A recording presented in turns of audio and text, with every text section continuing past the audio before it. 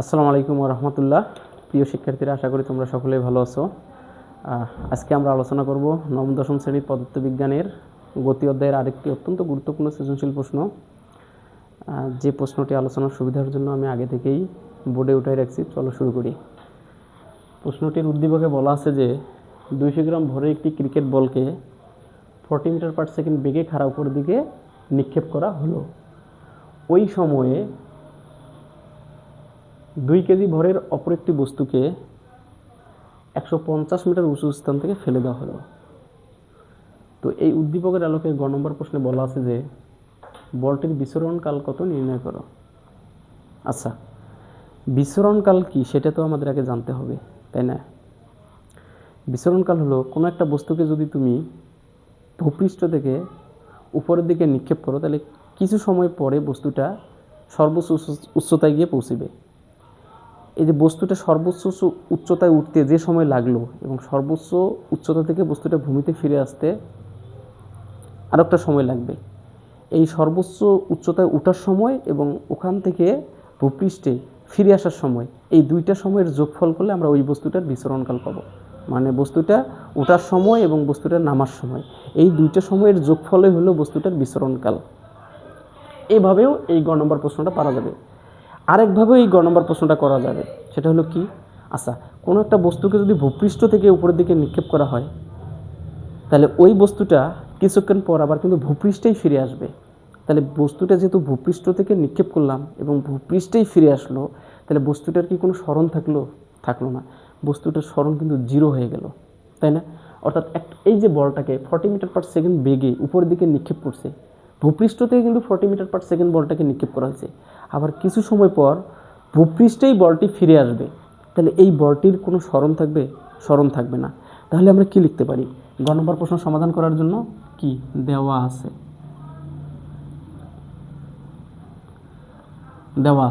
তাহলে বলটির মোট স্মরণ কী হবে বলো তো? বলটির মোট স্মরণ হবে কি? H=0, অর্থাৎ বলটির কোনো স্মরণ থাকবে না। বলটি সর্বোচ্চ উচ্চতায় উঠবে এবং সর্বোচ্চ উচ্চতা থেকে ওই ভূমিতেই ফিরে আসবে, তাহলে তার মধ্যে কোনো স্মরণ থাকবে না। H=0 আমরা লিখতে পারি। আর কি দেওয়া আছে? বলটার দেখো 40 মিটার পার সেকেন্ড বেগে খাড়া উপরের দিকে নিক্ষেপ করা আছে, তার মানে বলটার আদিবেগ দেওয়া আছে ইউ 40 মিটার পার সেকেন্ড। তাহলে আমরা আর কি পাই এখান থেকে? জি পাই। এটা তো আমাদের জানা value 9.8 metre per second square, তাই না? তাহলে এখন বিচরণকাল নির্ণয় করার জন্য আমরা কী বের করবো? টি এখানে বের করবো। তাহলে আমরা জানি কি, যেহেতু এটা নিক্ষিপ্ত বস্তু, তাহলে আমরা কি লিখতে পারি? H=ut minus half gt square. তাহলে এইচ এর ভ্যালু কি আছে? 0। ইউ এর ভ্যালু কত আছে? 40 into T minus half. G এর ভ্যালু কত? 9.8 ইন্টু টি স্কোয়ার। টি তো আমরা বাইর করবো। তাহলে আমরা কি লিখতে পারি? বা 40t মাইনাস, এখানে একটা কাজ করি, 2 দিয়ে 9.8কে যদি ভাগ করি তাহলে কত পাবো? 4.9 টি স্কোয়ার ইকুয়াল 0, তাই তো? বা এখানে কি লেখা যায়? 40t মাইনাসটাকে ওই পাশে পাঠিয়ে দিই, তাহলে কি হয়ে যাবে? প্লাস 4.9 টি স্কোয়ার। এই যে এই টির থেকে এখানে দুইটা টি আছে, একটা টি কাটা যায়, একটা টি থাকলো, তাহলে আমরা লিখতে পারি এই টি এর মানটা ডিরেক্ট বের করে দিই। তাহলে টি ইকুয়াল টু কত আসে? টি ইকুয়াল টু 40 ভাগ 4.9। তাহলে কত পাবো? 40 ভাগ 4.9, তাহলে পাবো 8.16। তা টি এর ভ্যালু পাবো 8.16 এত সেকেন্ড। অর্থাৎ এই বলটাকে 40 মিটার পার সেকেন্ড বেগে ভূপৃষ্ঠ থেকে যদি নিক্ষেপ করা হয়, তাহলে বলটির বিচরণকাল, অর্থাৎ বলটি ওঠার সময় এবং সর্বোচ্চ উচ্চতা থেকে নামার সময়, টোটাল দুইটা সময়ের যোগফল হবে 8.16 সেকেন্ড। এটা হলো গ নম্বর প্রশ্নের অ্যান্সার। চলো ঘ নম্বর প্রশ্ন এখন শুরু করব।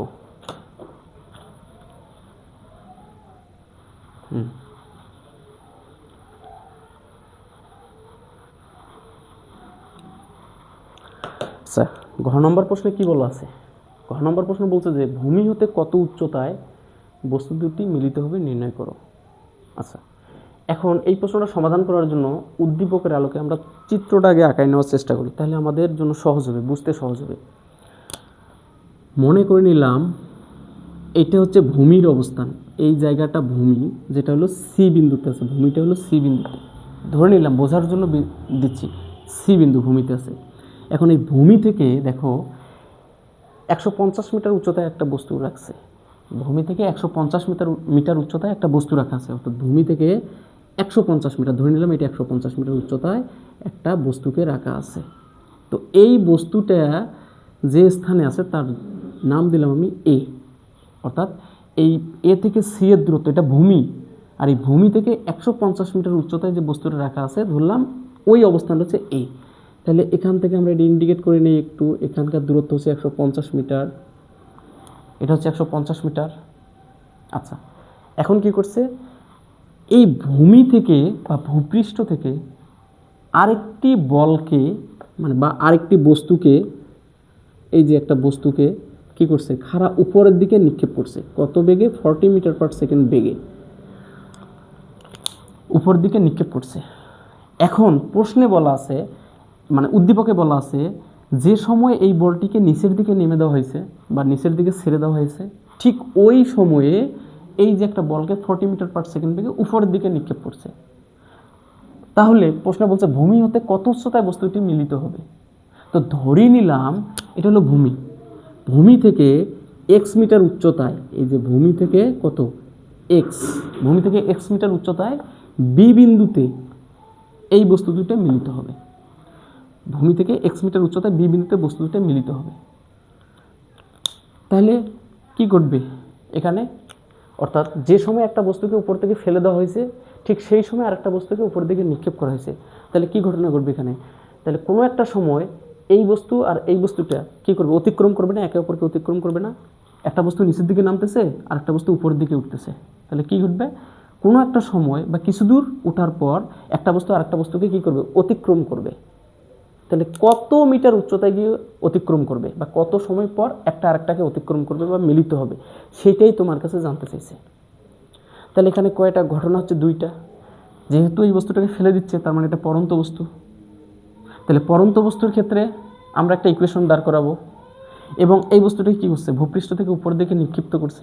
তাহলে নিক্ষিপ্ত বস্তুর ক্ষেত্রে আমরা আরেকটা ইকুয়েশন দাঁড় করাবো, ওই ইকুয়েশন থেকে বস্তুটা কত উচ্চতায় মিলিত হবে সেটা আমরা বের করতে পারবো। তাই তো, চলো শুরু করি। ধরি বস্তু দুটি ভূমি হতে এক্স মিটার উচ্চতায়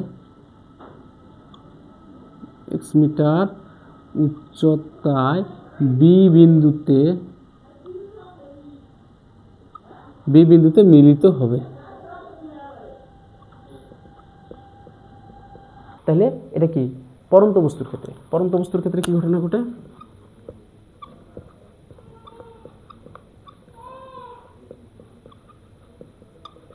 পরন্ত বস্তুর ক্ষেত্রে ক্লুগুলো কি কি দেওয়া আছে দেখে নেই আমরা একটু।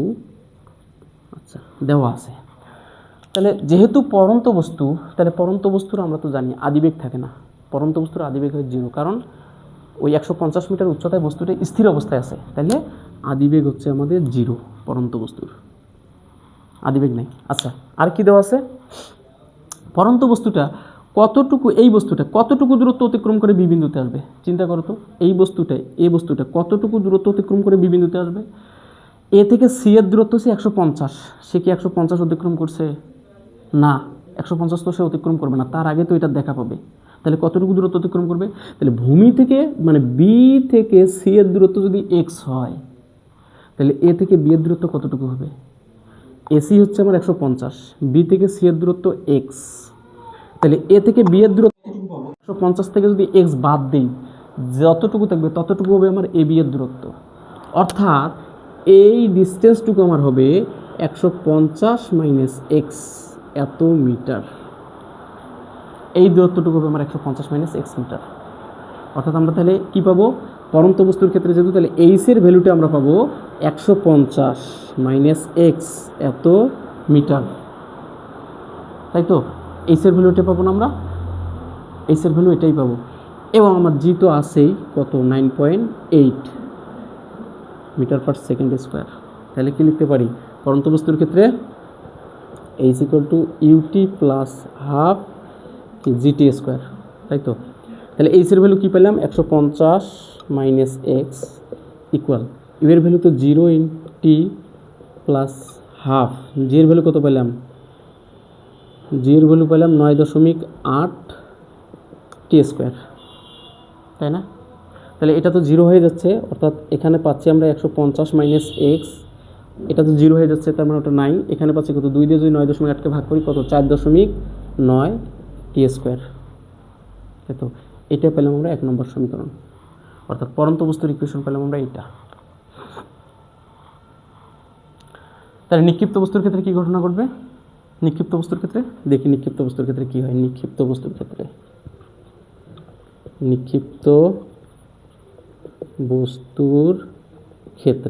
তাহলে নিক্ষিপ্ত বস্তুর ক্ষেত্রে কি কি দেওয়া আছে দেখি। আমরা তো জানি নিক্ষিপ্ত বস্তুর কি থাকে, আদিবেগ থাকে, সেটাই দেওয়া আছে, আদিবেগ দেওয়া আছে নিক্ষিপ্ত বস্তুর। আদিবেগ কত 40 মিটার পার সেকেন্ড। আচ্ছা, তাহলে জি এখানে তো থাকবেই, জি কত 9.8 মিটার পার সেকেন্ড স্কোয়ার। আর কি আছে, বস্তুটা নিক্ষিপ্ত বস্তুটা কত উচ্চতায় গিয়ে মিলিত হবে, এক্স মিটার। ভূমি থেকে কত উচ্চতায় মিলিত হবে, এক্স মিটার উচ্চতায়, অর্থাৎ এইচ এর ভ্যালু এখানে হবে এক্স মিটার, তাই তো, এক্স মিটার। তাহলে এখন আমরা কি লিখতে পারি এই ক্ষেত্রে, যেহেতু নিক্ষিপ্ত বস্তু তাহলে আমরা লিখতে পারি H equal to u t minus half G T square, তাই তো।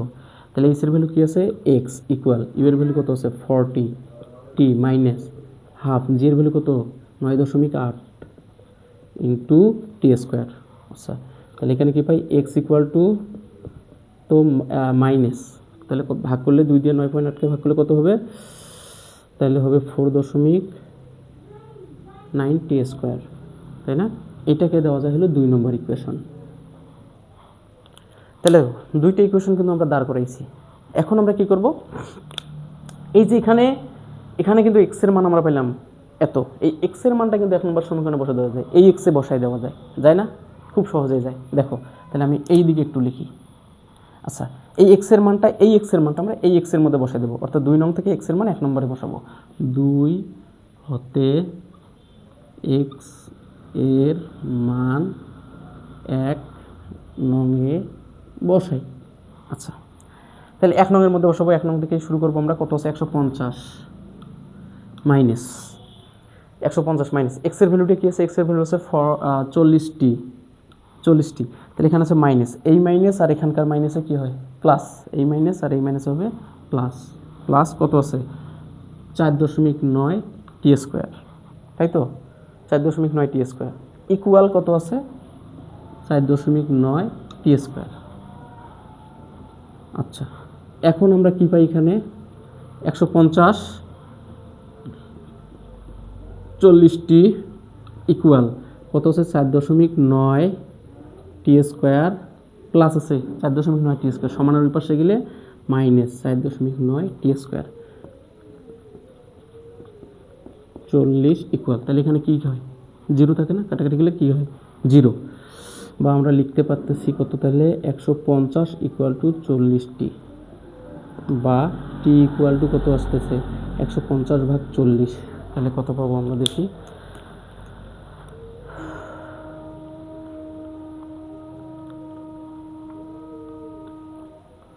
একশো 50 ভাগ কত 50 ভাগ 40 3.75 এত সেকেন্ড। অর্থাৎ বস্তুটা 3.75 সেকেন্ড পর একটা আরেকটাকে অতিক্রম করবে বা একটা আরেকটার সাথে মিলিত হবে। ভূপৃষ্ঠ থেকে এত বেগে একটা বস্তুকে যখন আমরা ছুড়ব আর 150 মিটার উচ্চতা থেকে বস্তুটা যদি নিচের দিকে নামা শুরু করে, তাহলে 3.75 সেকেন্ড পরে বস্তু দুইটা মিলিত হবে। আমার তো এটা অ্যান্সার চাই নেই, আমার অ্যান্সার কী চাইছে, বলছে ভূমি হতে কত উচ্চতায় বস্তু দুটি মিলিত হবে। তাহলে ভূমি থেকে আমাকে উচ্চতাটা বের করতে হবে, এক্সের মানটা বের করতে হবে। ভূমি থেকে কত উচ্চতায় যেহেতু বলছে না, তাহলে আমাকে কী করতে হবে, ভূমি হতে এক্স মিটার উচ্চতায় যেহেতু বস্তুটা মিলিত হবে, এটা আমরা ধরে নিছি।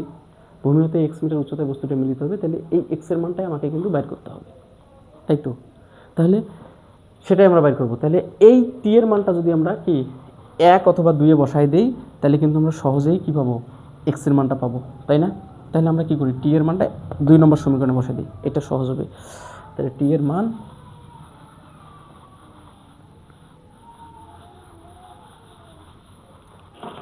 কি করি আমরা, টি এর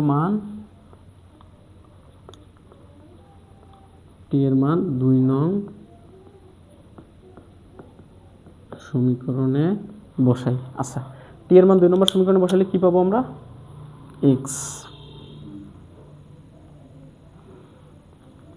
এক্স ইকুয়াল, তো টি এর মান কি পাইছিলাম 3.75 মাইনাস 4.9 গুণন কত আছে 3.75 টি স্কোয়ার আছে এখানে, হ্যাঁ টি স্কোয়ার। তাহলে এটা গুণ করলে কত আসতেছে 40 গুণন 150, এটা পাইলাম 150 মাইনাস এটা কত আসবে 4.9 গুণন 3.75 স্কোয়ার গুণন 4.9 68.90 মাইনাস করলে কত পাচ্ছে 50 মাইনাস 68.90 81.1। তাহলে এত মিটার উচ্চতায়, অর্থাৎ ভূপৃষ্ঠ হতে এত মিটার উচ্চতায় বস্তুটি পরস্পরের সাথে মিলিত হবে, একে অপরের সাথে মিলিত হবে এত মিটার উচ্চতায়। এই হলো গ নম্বর প্রশ্নের অ্যান্সার। তো আশা করি প্রশ্নটা ভালো মতো করে বুঝছো। ইনশাল্লাহ পরবর্তী ভিডিও আসা পর্যন্ত সবাই ভালো থাকবে, সুস্থ থাকবে। আল্লাহ হাফেজ।